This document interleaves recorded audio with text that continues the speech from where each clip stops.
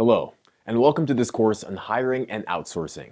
In this course, we're going to cover how to ease some of your burden, expand your capabilities, and reduce costs by outsourcing and hiring virtual staff. Module 1 covers hiring permanent virtual team members. Module 2 covers outsourcing jobs to freelancers for specific projects. And Module 3 covers managing your virtual team.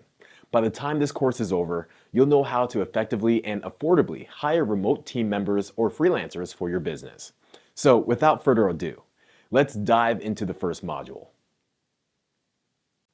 Okay guys, welcome to Module 1. In this module, our expert will be teaching you about hiring permanent virtual team members. So get ready to take some notes and let's jump right in. Okay, so when we're looking at hiring permanent employees, whether full-time or part-time, the two main countries that come to mind are India and the Philippines. Now, these are both also a good source of freelancers, by all means. However, these are also very popular for full-time staff because of how cost-effective they are and how much money you can save as a company by outsourcing to these countries. So, developers and programmers in India are going to run you $1,500 and up. Designers, $1,300. SEO specialists, $1,000. Social media managers, $1,000. General virtual assistants, $1,000. And customer support, $1,000 and up. That's still very cost effective, but it's not quite as cost effective as the Philippines. As you can see, the Philippines, things are even less expensive. Programmers, $500. Designers, $400. SEO specialists, $400. $300 for social media managers. $350 for general virtual assistants. Customer support, $300 to $600. I mean, it's a no-brainer, especially that last one. Now, the reason for the price difference is really just the power of the dollar. In the Philippines, the buying power of the dollar goes much further.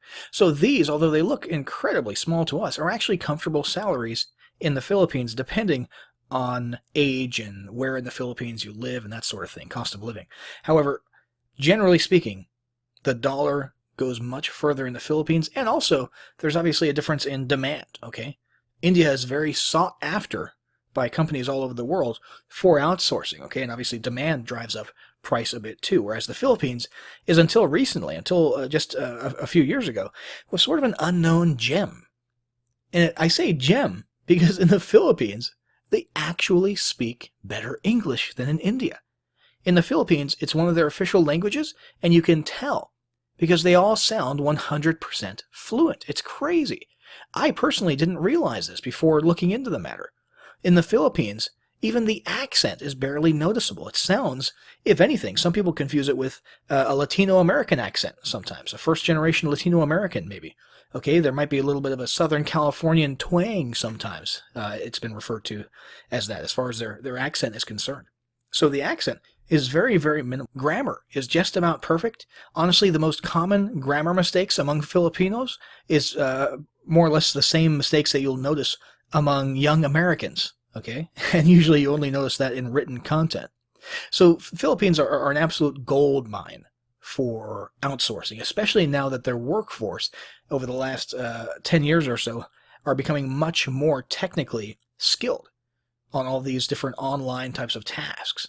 So now they can do pretty much everything that folks in India can do at a much lower price, and there's no language barrier. There's no stigma about the accent if you're doing customer service over the phone.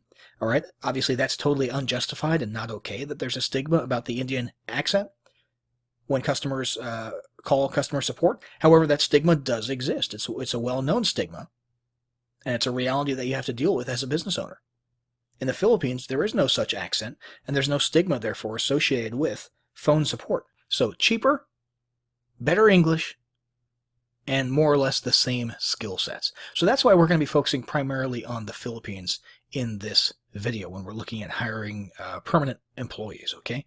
Now, if you do decide you want to check out India, India is still an incredibly cost-effective place. There's a very skilled workforce, very dedicated people there. It's a great place to outsource to. And if you prefer to do that, there's a lot of different avenues for that. One example would be virtual employee, and there's lots of companies just like this. You can just Google outsource to India. And you'll find companies that will basically do the recruiting and the hiring and the vetting and the filtering for you to make sure that you get good employees. However, obviously, if you use a service like this, there's going to be a bit of a premium tacked on in addition to what you'll be paying as a salary to the workers. Okay, so just be aware of that. But I would say it's probably worth it. okay, to get it right the first time and have someone who is experienced in doing this type of vetting and recruiting do this for you. Now, the next thing I want to look at, and the place we're going to spend most of our time, is onlinejobs.ph. Onlinejobs.ph is an incredible resource. It's a great place to save a little bit of money while you're doing your recruiting, meaning you're not paying a premium for your workers on top of their salaries because you're doing the actual vetting and the filtering yourself. You're just paying a monthly fee or a quarterly fee here for however long you need to do your recruiting operations. It's really a great deal. It's a great way to tap into the Filipino outsourcing or business process outsourcing market.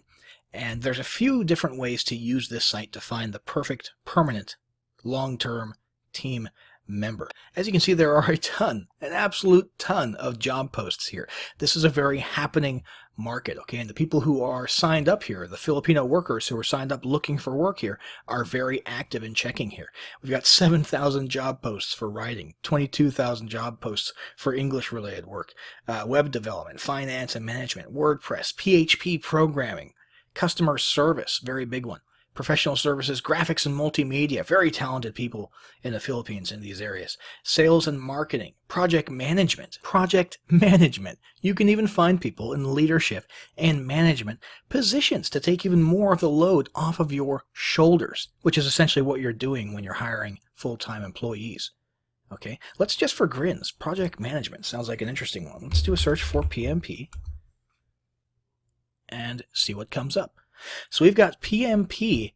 So here we have a whole, let's see, what do we got here? 29 search results for project managers.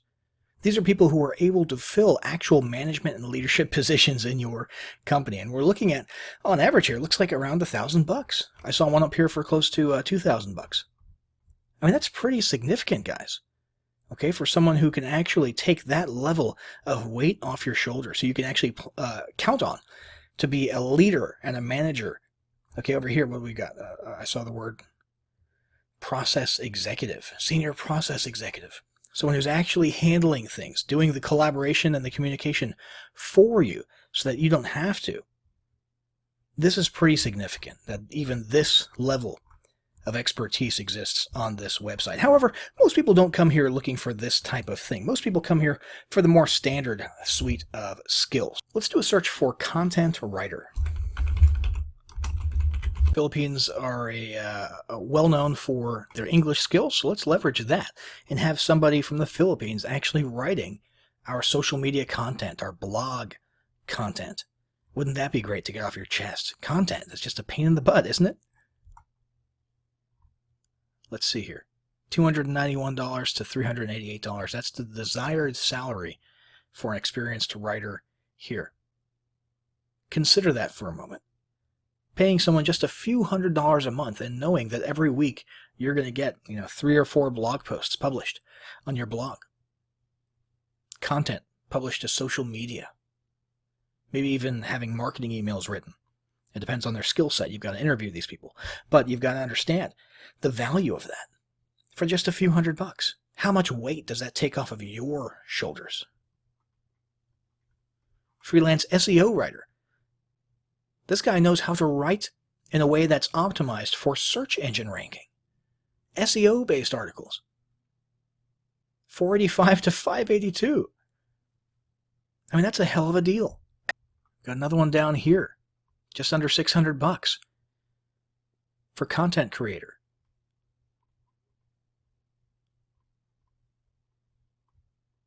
You'll notice a lot of these people have 3 or 4 different skills that they've developed working online. And that's another thing to consider as well. How much of a workload can you pass off to your team if you can actually have multiple people handling multiple jobs per person?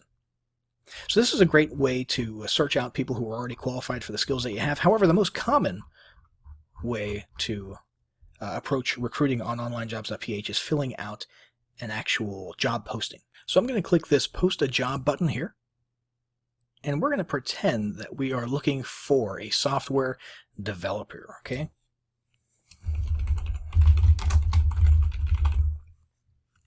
And I actually have at my disposal a very cool program called startup Bootstrapped, which is run by a guy named Mark Thompson.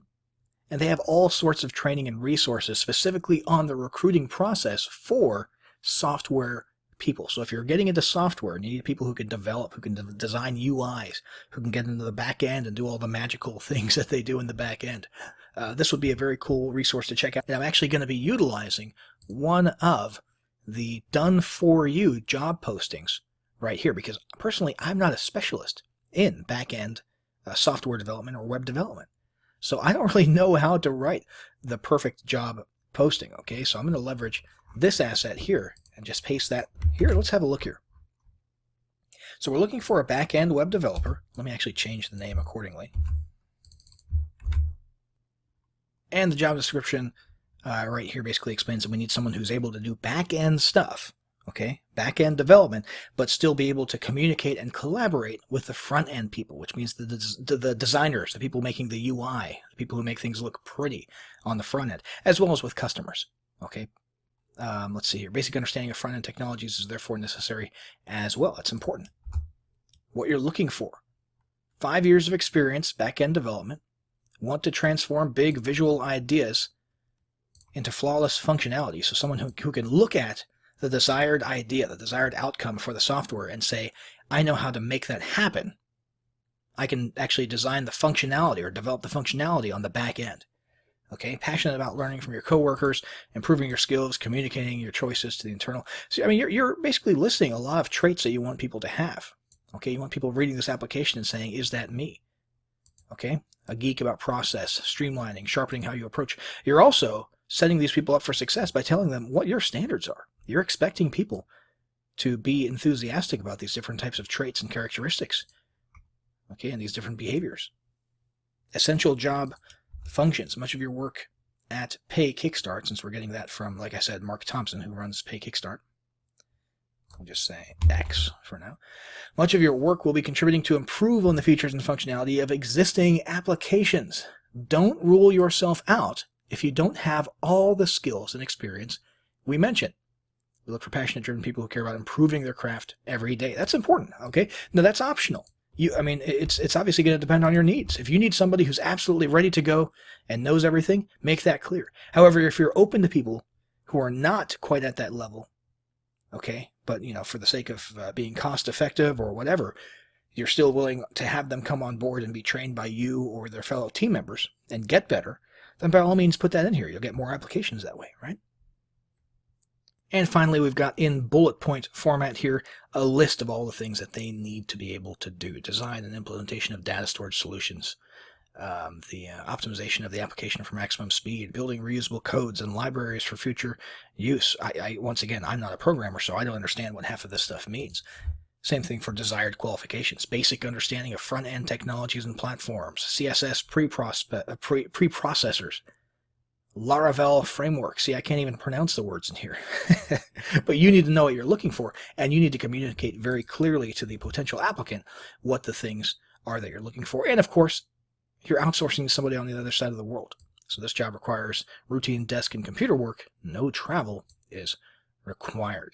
Okay, now based on that chart we were looking at earlier, a web developer, a back-end programmer in the Philippines, $550 to $1,300. Let's just say $600 a month. Type of employment, full-time, permanent team member. Okay, ID proof. On onlinejobs.ph, this basically means the minimum amount. Basically, they get a score for all the different types of things they upload to the website, such as a driver's license, proof of past work experience, that type of stuff. And it's not the end of the world if they have a slightly lower ID proof. However, it's recommended that you try to filter applicants who have a higher ID proof score on onlinejobs.ph. Now, the skill section down here is pretty important. However, you don't want to overdo it.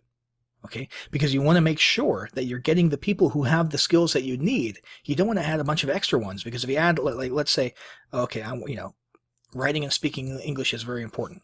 Okay, well, if people don't really have that particular skill or writing, we need people to be able to do, technical writing, web content writing. If you add a bunch of irrelevant stuff, although it sounds cool, you're going to be filtering out people who might be rock stars at the main thing that you need. Okay, so it's best just to grab a few specific things. So for us, we're going to be looking at software development and programming, right?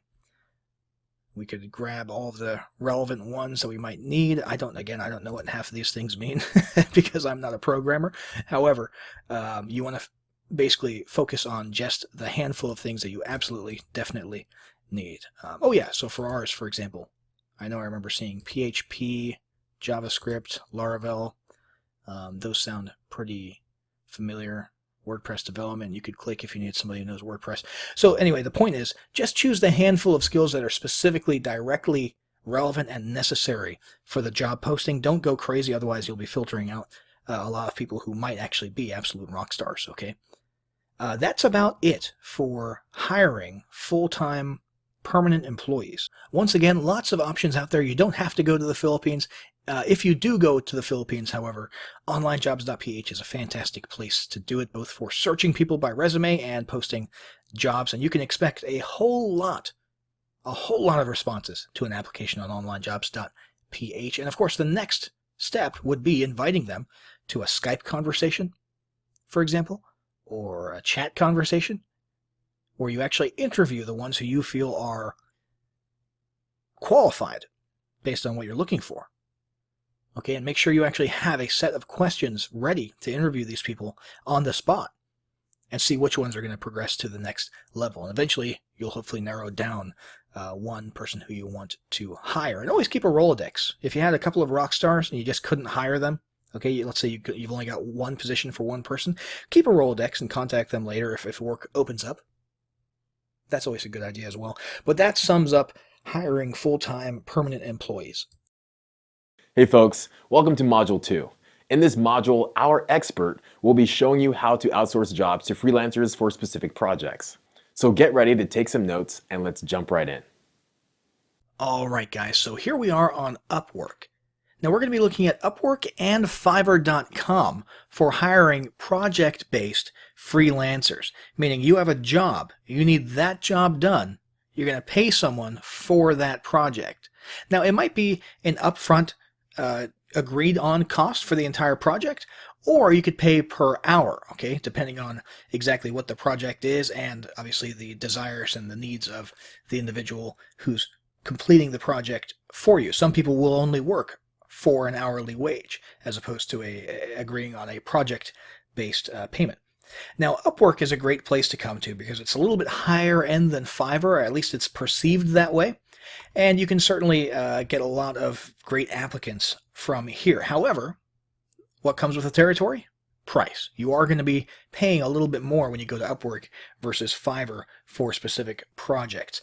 So in this case, let's say that we're actually looking for an appointment setter. Okay, there's no shortage on Upwork of different types of positions and specialists. Okay, you could come up with anything, and it's probably on Upwork. Anything from web design to software development to voiceovers, graphics design. But for our example, let's do appointment setting. And appointment setting just means following up with leads or even cold calling and trying to get appointments set up for sales calls. Okay, so let's try appointment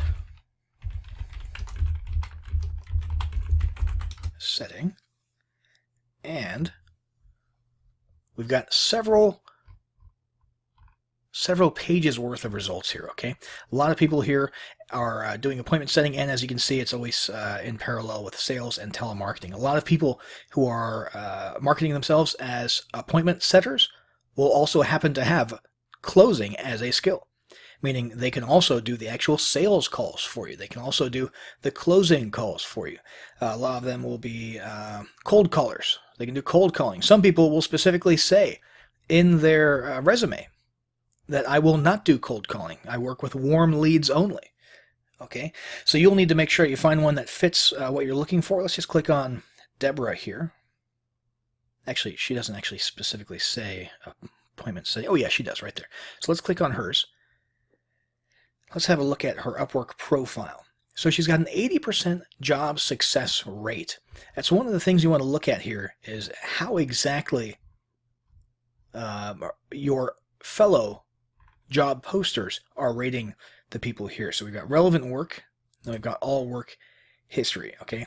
There's a lot of cold calling, lead generation, social media sales, so it looks like she actually does sales calls as well. And it looks like, for the most part, she has some pretty good feedback, or in some cases, no feedback. Right here, 3 stars, but no explanation given. Okay, in my book, I usually only want to take a very negative review seriously if there's some details given. But relevant work will be specifically, things that include that keyword, appointment setting or appointment setter. And it looks like she's had a lot of success doing that job for people in recent history, okay? She's done 256 jobs on Upwork. She's earned into the 6 figures. She has an hourly rate of $28. And she's worked a whole lot of hours here. So it looks like she might actually be a good candidate to search for. And this is the process that you would use if you were searching Upwork for qualified candidates manually. However, the thing about Upwork, let's actually come back to Deborah, is you'll notice you can't just reach out to them directly like you can on some other sites, because it's not a gig or a micro job site like Fiverr.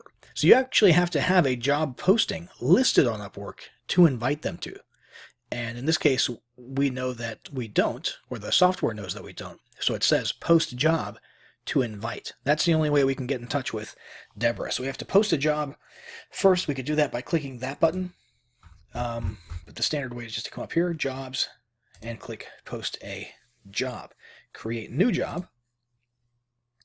And we're going to go ahead and name our job post. Appointment setter. Job category. Upwork automatically put that in lead generation, which sounds like a good place for it. We'll hit next. And description. Now, we've already got an example typed up here for an appointment setter job description, and we're just going to explain everything that we need. So we are in Westchester County. We need people to set up appointments on telephone. Responsibilities include cold calling local businesses with some leads provided to set up appointments for senior sales executives. So there's your sales guy. He's going to be the one actually closing the calls. Okay, the appointment setter is just someone who actually goes out there and is good at cold calling and getting people interested in setting up an appointment in the future. Okay, follow a simple script. They need to be able to do that. Also responsible for sourcing prospecting leads through internet searches such as Yelp, Google, and other internet sources. There's a proactive duty that's included in this job. Follow up with prospective leads. Confirm appointments for the senior sales executive. Act as a liaison between client and sales rep once the prospect has agreed to setting up an appointment. Now, if we had other project files that we needed to upload, we could put that right here, but we don't, so we'll hit next. And in this case, it sounds like for an appointment setter, we probably are looking for an ongoing project, not a one-time project. Okay, so we're going to go ahead and click that. And we're looking for probably just these skills right here. Sales, that's not really necessary because we're having them pass leads through to the sales man. And we've got telephone handling might be a good one. And we'll go ahead and leave it at that. We don't want to add too many skills and over filter here. Let's go ahead and hit next. And we're looking for freelancers. We could go worldwide.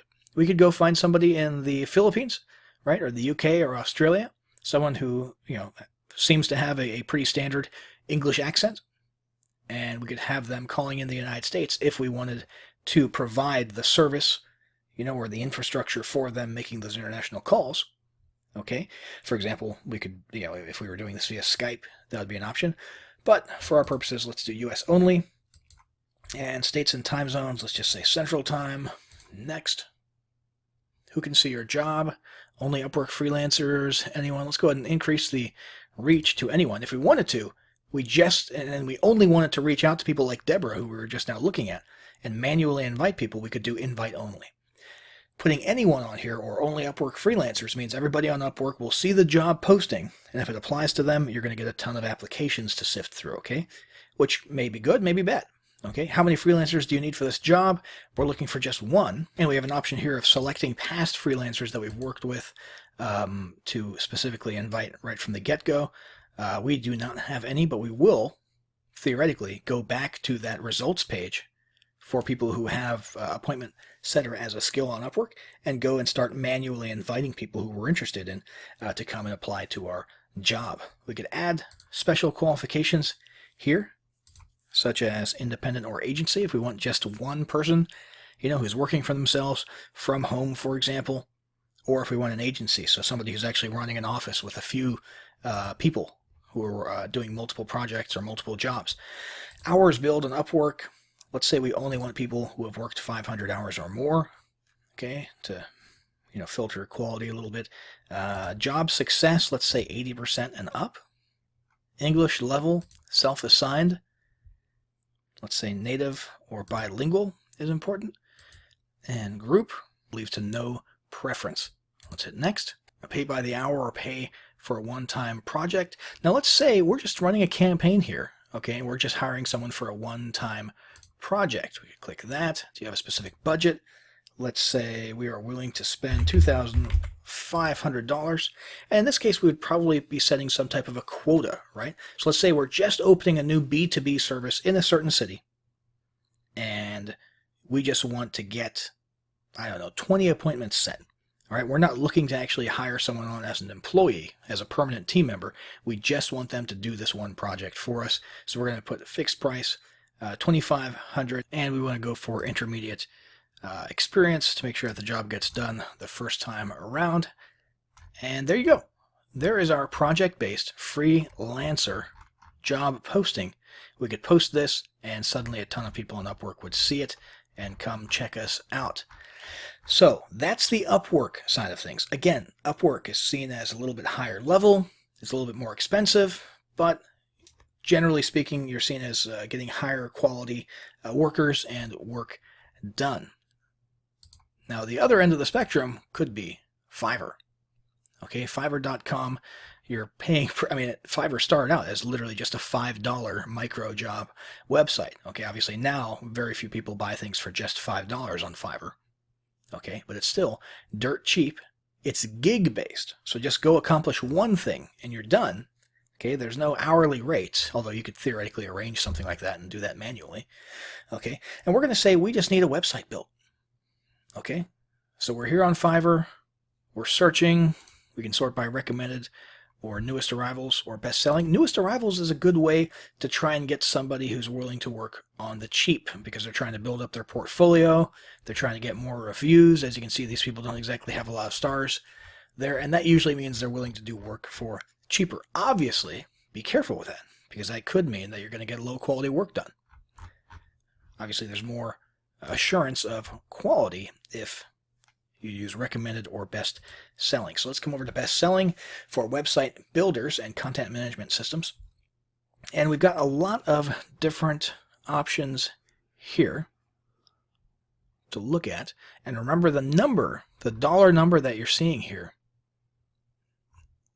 is only the starting price. That's the lowest entry, the lowest level of what they have to offer, okay? Another thing you're looking at is what level of seller are they. If they're a level 1 seller, that means they're still relatively new, but they've accomplished enough basic stuff and gotten good enough reviews for those things that you can more or less trust that they're going to do a pretty good job, okay?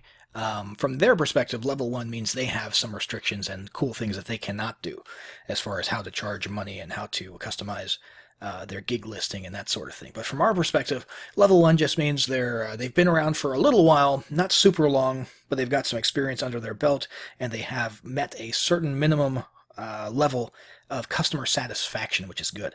I would say, unless you're really looking to to sort of pinch the pennies and tighten your belt buckle and get things as cheap as possible, if you're not looking to do that, I would say stick to level 2 or top rated seller. Okay, level 2 is you've been around for a while. It means they've completed, as it says right here, 50 orders on time with a minimum 4.8 rating, whereas level 1, 10 orders on time with a 4.8 rating. And you can just have a little bit more assurance and you can sleep better at night when you hire someone level 2 or top seller. Top rated seller means someone with at least 100 orders, minimum 4.8 rating, and these guys are manually hand-picked by Fiverr. So this is sort of the creme de la creme. Okay, we've also got pro, which is a new feature on Fiverr, okay, where, as you can see right there, it says only 1% make it to that level. However, you're going straight to Upwork level pricing there. I mean, these people are going to be pretty expensive, which is fine, okay? But if you're on a budget, let's just take this one for example. Make professional website with responsive design. We need a website built. We need somebody who we know has built lots of websites, okay, and we need it done relatively cheap. This guy has a full 5-star rating and has built apparently 567 websites, or accomplished, that number of gigs. All right. As you can see, we've got a bunch of different options here, including the number of pages that are done. Basic SEO are done in the standard and premium package. Let's see, pop-ups on this one here. He'll install e-commerce on the premium one. So even the most expensive one here, which includes a lot of awesome stuff, is pretty cheap. That's $300 for a pretty robust and substantial website. Let's have a look at the portfolio. This is his portfolio of work that he's done.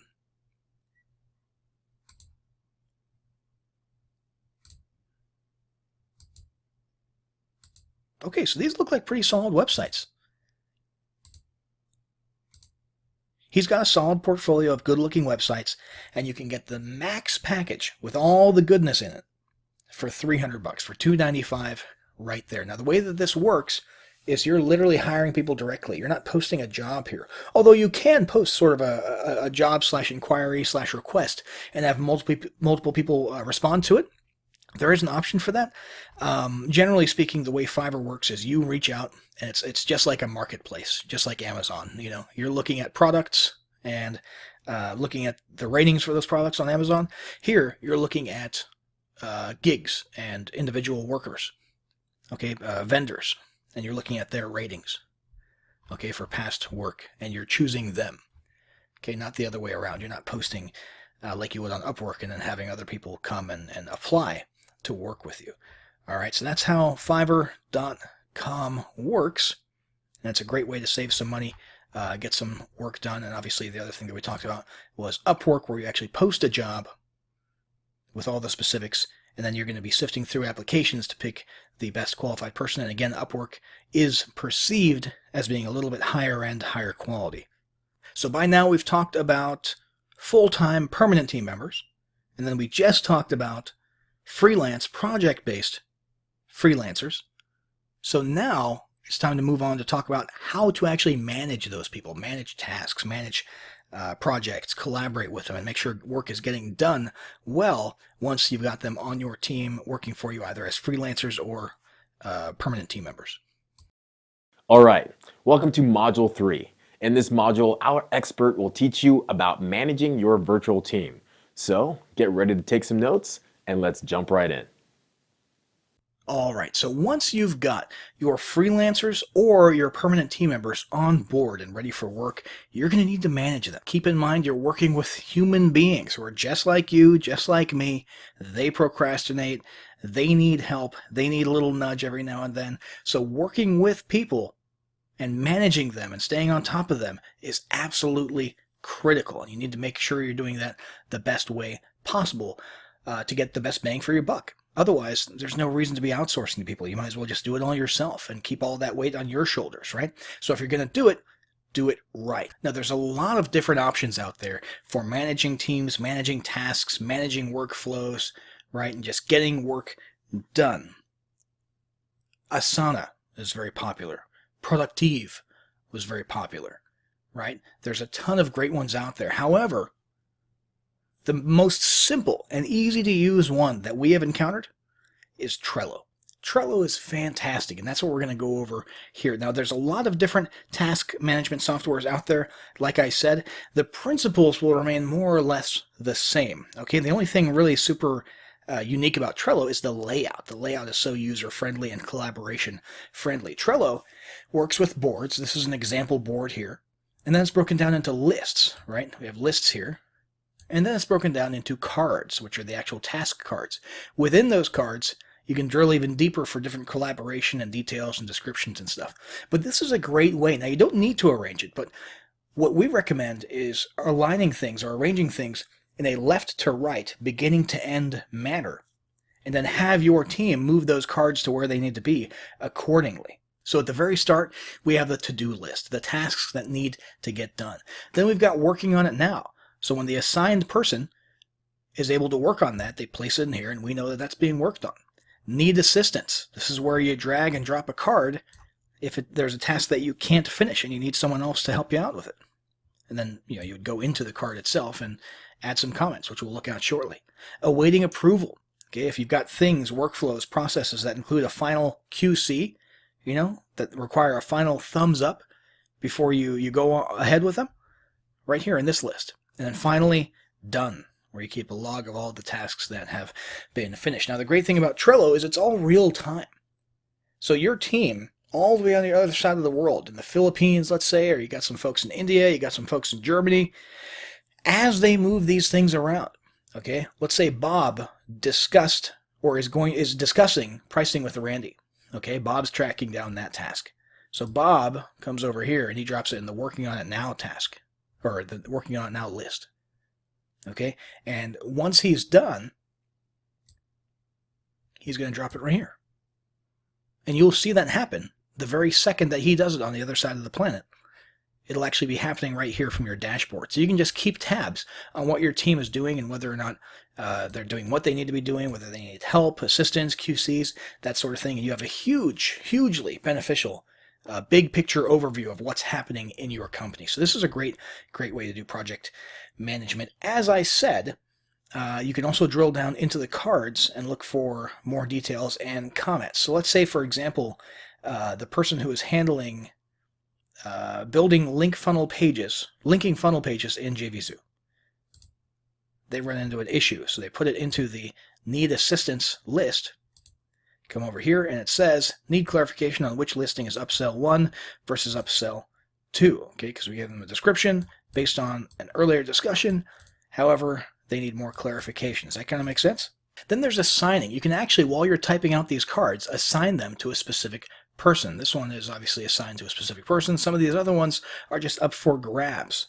Okay, so you need to know that your team either knows how to determine who can complete what tasks, and maybe approach it in sort of a free-for-all manner, or you need to be assigning specific tasks so everybody knows what they need to be doing at any given time, and you know who to go to when you're checking on how that task is going. But that's a basic project management or task management workflow that you can use.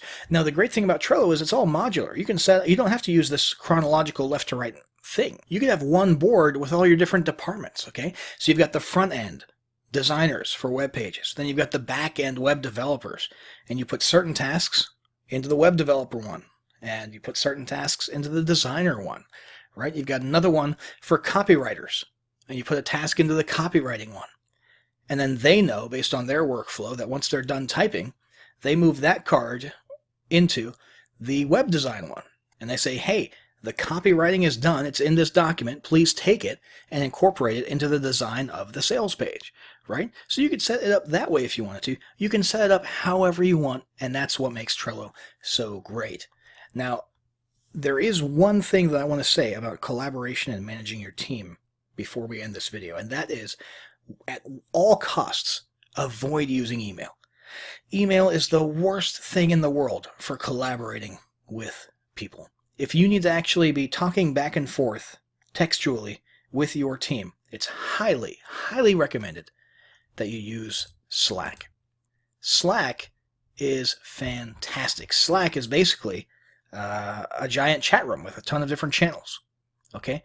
And instead of people having to track down old emails, that were sent out, a week ago or 2 months ago, or sift through, a million different emails that are irrelevant to get to their work-related emails, it's just a complete pain. With Slack, everything's just in one place. All right, with Slack, you've got these little chat rooms with channels, okay, and there's a ton of different cool abilities as well. But basically, you're just keeping all of your work stuff in one area, one platform for all work discussion. If you're managing your team right and using a tool like this, you should never have to touch email when it comes to communicating with your staff. All right, you can have channels that are open to the public. You can have direct channels between just you and one particular worker. All right. You can have goof off channels where people just go in there and post, GIFs and say hello to each other. I mean, Slack is absolutely fantastic. It's the best thing out there for collaboration, and it's free. It's absolutely free, which is, it sort of makes it a no-brainer. So definitely avoid email, whatever you do, and use an application like Slack for all of your work communication to just keep it all consolidated into one place for your entire team. That would be my last parting piece of advice when it comes to managing and collaborating with and overseeing your team.